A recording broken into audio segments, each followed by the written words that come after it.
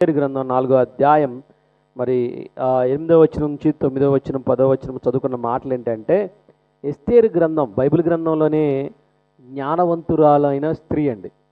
కొన్ని మాటలు చాలా జాగ్రత్తగా చెప్తాను, గమనించండి. బైబిల్ గ్రంథంలో దేవుడు అనే పదం లేని గ్రంథం ఇది ఒకటే. ఎస్తేరు గ్రంథం మొత్తం మీద దేవుడు అనే పదం కనపడదు. There is no word called God. మరి దేవుడు అనే పదం లేకుండా ఈ గ్రంథాన్ని బైబిల్ గ్రంథంలో ఎందుకు పెట్టారా అంటే, దేవుడు అనే పదం ఉండవసరలా. ఇప్పుడు యేసుప్రభు అని చెప్పవసరలా. యేసుప్రభుని క్రియల రూపంలో చూపించిన ఈడు క్రైస్తవుడు అని చెప్పగలడు. మనం ప్రభువుని క్రియల రూపంలో చూపిస్తే ఖచ్చితంగా ఎదుటివారు ఏమనుకుంటారంటే ఈడు క్రైస్తవుడు అయి ఉంటాడంటారు. కాబట్టి ప్రియమైన దేవుని బిడ్డారా, బైబిల్ గ్రంథం మొత్తం మీద రెండు గ్రంథాలు స్త్రీల పేర్లతో ఉన్నాయి. ఒకటి ఎస్తేరు, 2 రూతు గ్రంథం. ఈ 2 గ్రంథాలు మాత్రమే స్త్రీల పేర్లతో ఉన్నాయి. మిగతా అన్నీ కూడా మరి పురుషుల పేర్లతో ఉన్న గ్రంథాలు, లేదంటే ఇంకా వేరే పేర్లతో ఉన్న గ్రంథాలు.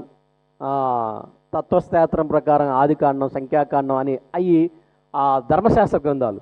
అలా పేర్లతో ఉన్నాయి, వస్తువుల పేర్లతోనే కానీ, లేదంటే కాండాలు ధర్మశాస్త్రం పేర్లతోనే కానీ ఉన్న గ్రంథాలు చూసాం. కానీ 2 గ్రంథాలు స్త్రీల పేర్లతో రాయబడినాయి. అది చాలా ధన్యత. అందుకే బైబిల్ గ్రంథంలో ప్రవక్తినీలు కూడా కొద్దిమంది ఉన్నారు, ప్రవక్తలు చాలామంది ఉన్నారు. ప్రవక్తలు అంటే పురుషులు ప్రవక్తలుగా, అంటే దేవుని మాటలు ప్రవచించే వ్యక్తిని ప్రవక్త అంటారు. లేదంటే సింపుల్గా చెప్పాలంటే ప్రవక్త అంటే భవిష్యత్తుని తెలియపరిచేవాడు ప్రవక్త అంటారు. ఆ ప్రవక్తలు చాలామంది ఉన్నారు. కానీ ప్రవక్తనీలు, ప్రొపర్టీస్ అంటారు వాళ్ళని. మిర్యామే కానీ, అన్నా ప్రవక్తిని కానీ, దెబోరా అనే ప్రవక్తిని కానీ, ఒక 4-5 మాత్రమే స్త్రీలు ప్రవచించినట్లు బైబిల్ గ్రంథంలో ఉంది.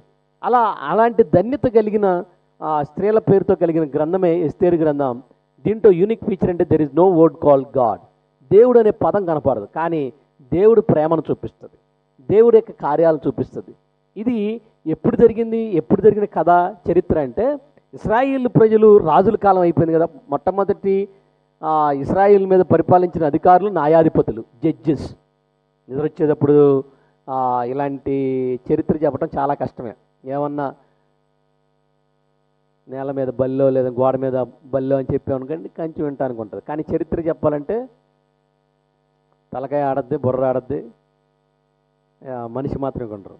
బాడీ ప్రెజెంట్, మైండ్ ఆబ్సెంట్లా ఉంటుంది. సరే, నేను త్వరగా ముగిచేస్తా. ఏంటంటే ఎస్తేరు గ్రంథం ఎప్పుడు ప్రారంభమైందంటే, ఇశ్రాయేల్ ప్రజలు ఒకటే సింపుల్ అండి, జైల్లోకి వెళ్ళిన తర్వాత ప్రారంభమైంది. అంటే జైల్లో అంటే వీళ్ళని బంధించారు. మనం బ్రిటిష్ పరిపాలన ఉన్నట్లే ఇశ్రాయేల్ ప్రజలు అష్షూరీయుల పరిపాలన ఉన్నారు. అష్షూరీయుల పరిపాలన ఉన్నప్పుడు అన్ని రాజులకి అప్పగించబడ్డారు ఇశ్రాయేల్ ప్రజలు అప్పగించబడినప్పుడు 4 రాజ్యాలు వేసినాయి. మాదీయ పారసిక రాజ్యాలు, గ్రీకు రాజ్యాలు, రోమా సామ్రాజ్యాలు, ఇలా కొన్ని రాజ్యాలు వేసినాయి. ఎప్పుడు వాళ్ళ ఆధిపత్యం, బ్రిటన్ వాళ్ళు మనం పరిపాలించినట్లే బ్రిటన్ వారు మాత్రమే పరిపాలించారు. ఇశ్రాయేల్ ప్రజల మీద 4 ఇతర రాజులు పరిపాలించారు ఇశ్రాయేల్ ప్రజల మీద. అలా వాళ్ళలో మాదీయ పారసిక రాజ్యంలో రాజైన అహష్వరోషు కాలంలో జరిగిన చరిత్ర ఇది. ఎప్పుడు, ఎక్కడ? రాజు పేరేంటి? అశోషోరా కాదు, అహష్వరోషు. చెప్పండి అందరూ, నిద్ర వచ్చిన వాళ్ళందరూ చెప్పండి. చూసారా ఎలా దొరికిపోతారు? అహష్వరోషు రాజు పేరు అహష్వరోషు. అర్ధరెత్తిగాడ పాఠాలు అన్నమాట. ఇవి బాగుంటాయి, అర్ధరెత్తిగాడ పాఠాలు బాగుంటాయి. రాజు పేరు ఆహోహాహా అంటే సరిపోదు, అయిపోయాయి. అహష్వరోషు. అదేమి చక్కగా రేవంత్ రెడ్డో మోడీ ఏదో గుర్తుపెట్టుకునే వాళ్ళం. ఇది రాజు పేరు అలాగే ఉంటుంది. మాదీయ పారసిక రాజ్యంలో అహష్వరోషేఖర్ రాజు ఇశ్రాయేల్ ప్రజల మీద పెత్తనం చేస్తుంటే ఆ రాజ్యంలో ఆ రాజు యొక్క భార్యగా చేరింది ఇశ్రాయేల్ జాతికి చెందిన యూదురాలైన ఎస్తేరు. ఇప్పుడు అర్థమవుతుంది.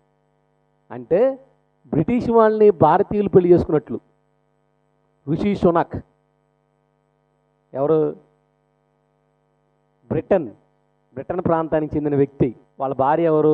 భారతదేశ మూలానికి చెందిన నారాయణ నారాయణ ఇన్ఫోసిస్ ఏదో కంపెనీకి CEO వాళ్ళ కుమార్తెని పెళ్లి చేసుకున్నాడు. అంటే బ్రిటన్ వాడే ఈ భారతదేశం అమ్మాయిని చేసుకున్నాడు. అలాగే అహష్వేరోషు వేరే రాజ్యానికి చెందిన దేవుడు ప్రజలైన యూదుల నుంచి ఒక వ్యక్తిని చేసుకున్నాడు. ఆమె ఎస్తేరు. ఎస్తేరు మాటకు అర్థం నక్షత్రం, పట్టపగల నక్షత్రాలు కనబడుతుంది కదా. ఆమె అంతకుముందు పేరు అదస్స. పొరపాటును గుర్తుండవు, పొద్దున్నే 4 గంటలు వేసి అడుగుతా. అదస్స. అదస్స అనగా ముళ్ళకంప. పాత జీవితం ముళ్ళకంపే ఎస్తేరుది. కొత్త జీవితం నక్షత్రం, స్టార్. ఎక్కడి స్టారు? మాదీయ పారశక రాజ్యంలో మనం బ్రిటిష్ వారితో పోలుస్తున్నాంలే. బ్రిటిష్ ప్రభుత్వంలో ఈమె ఒక స్టార్, నక్షత్రం లాగే వెలిసింది. నక్షత్రం లాగే ఎస్తేరు. ఎస్తేరు అంటే మాటకు అర్థం స్టార్, నక్షత్రం. ఈమె పాత పేరు అదస్స. అదస్స అంటే ముళ్ళకంప. తన జీవితం కూడా అలాగే ఉండేది. తల్లిదండ్రులు లేరు. ఒక గార్డియన్ దగ్గర పెరిగింది. పెనతండ్రి దగ్గర పెరిగింది. ఆయన పేరు మొద్దకాయ. మొద్ద ఉంటుంది కదా, గుర్తుపెట్టుకోవడానికి. మొద్దకాయ. అది ఆ మొద్దకాయ దగ్గర పెరిగింది. పెరిగితే ఒకరోజు స్వయంవరం పెట్టారు. అంటే రాజైన అహష్వేరోషు దగ్గర స్వయంవరం పెడితే పాత భార్య అంటే వస్తి అని ఒక ఆమె ఉందిలే, వచ్చి నాట్యం చేయమంటే చేయనందుకు ఆమెను తీసేసాడు, డెబార్ చేశాడు. చేస్తే స్వయంవరం పెడితే యూదురాలైన ఎస్తేరు ఎన్నికయింది. రాజైన అహష్వేరోషు కింద తన భార్యగా వెళ్ళటానికి ఎన్నికయింది. అలా ఒక అన్య రాజు దగ్గరికి యూదురాలు వెళ్ళింది. జనరల్గా బైబిల్ గ్రంథంలో కూడా విశ్వాసి జోడి ఏంటి అంటారు. నిజమే. కానీ ఇక్కడ ఏంటంటే ఎక్సెప్షనల్ కేసు. ఎందుకంటే ఆ రాజ్యంలో యూదులు రక్షించడానికి ఆమె అక్కడికి వెళ్ళింది. అక్కడ ఆ రాజ్యంలో ఆ సినిమాలో ఒక విలన్ ఉన్నాడు. ఇక్కడ ఆ రాజ్యాన్ని మొత్తానికి అహష్వేరోషు కింద మంత్రి అయిన ఎవరు ఆయన పేరు? ఆమాన్ ఒక విలన్ ఉన్నాడు. ఆ విలన్ ఏం చేశాడంటే, ఈమె రాణి కదా, ఎస్తేరు రాణి, ఇలా పెనతండ్రి అంటే గార్డియన్, పెంచిన వాడు ఎవరు? మొద్దకాయ. గేటు కాడ కాపలా కాస్తాడు. గేటు కాడ కాపలా కాస్తుంటే హామాను మంత్రి కదా రాజు దగ్గర, ఇలా వస్తుంటే అందరూ వంగి నమస్కారాలు పెడుతుంటే మొద్దకాయ ఇలా నుంచునేవాడు. నీకెవరు నమస్కారం పెట్టేది? నేను యూదుడిని. యూదుడు ఎవరికి నమస్కరించరు, కాళ్ళకు నమస్కారాలు చేయరు. మనిషిని పూజించకూడదండి. కొంతమంది పాస్టర్ల మీద కాళ్ళకు దండం పెడతారు. కానీ బైబిల్ ప్రకారం ఏ మానవుడు, పాస్టర్ గారైనా మేమైనా ఎవరైనా మనుషులమే, కాళ్ళకు మొక్కకూడదు, నమస్కరింపకూడదు. ఏ మనుషుని నువ్వు నమస్కరింపకూడదు. అంటే కాళ్ళకు మొక్కటం అలాంటివి. అలా మొద్దకై చేయలే. యూదుడు కాబట్టి నేను చేయను అన్నాడు. ఏంట్రా గేట్ కీపర్వి, ఆఫ్టర్ ఆల్ గేట్ కీపర్వి, నేను మంత్రిని, నువ్వు నాకు మొక్కవా అని చెప్పి వాడి మీద కోపం పెట్టుకుని వాడిని చంపేద్దాం అనుకోవాలా. వాళ్ళ జాతి మొత్తం చంపేద్దాం అన్నాడు. ఇలా పుట్టుపూర్వత్తాలు ఏ ఊరు నుంచి వచ్చాడు వీడు, వీళ్ళ జాతి ఏంటి, వీళ్ళ కులం ఏంటి, వీళ్ళ మతం ఏంటి అన్నీ కలెక్ట్ చేసుకున్నాడు. వేసేద్దాం అనుకున్నాడు. తయారు చేస్తున్నాడు, యుద్ధాన్ని రెడీ చేస్తున్నాడు. ఒకరోజు పాచికి లేచాడు మొద్దకాయని చంపడానికి. మొద్దకాయ జాతి యూదులందరిని చంపడానికి ఆయన ఏమేస్తాడంటే శకునాలు చూస్తాడు. మనలో మంచి రోజులు చూస్తారు, చూస్తారా? చాలామంది చూస్తారులేండి. మంచి రోజునే వెళ్తారు, ఆ రోజునే చచ్చిపోతారు. దరిద్రం బాగుంది. దేవుడు ఆది కాండంలో 5 రోజుల్ని 6వ రోజు మానవుడిని నిర్మించి అన్నీ మంచిగా చేశాడు. మీరు 1వ అధ్యాయం చదివితే ఈరోజు భూమి ఆకాశములను సృజించి దాన్ని మంచిగా నిర్మించబడింది. కాబట్టి క్రైస్తవులారా, నిజమైన క్రైస్తవులారా, ప్రతిరోజు మంచిదే. అమావాస్య లేదు,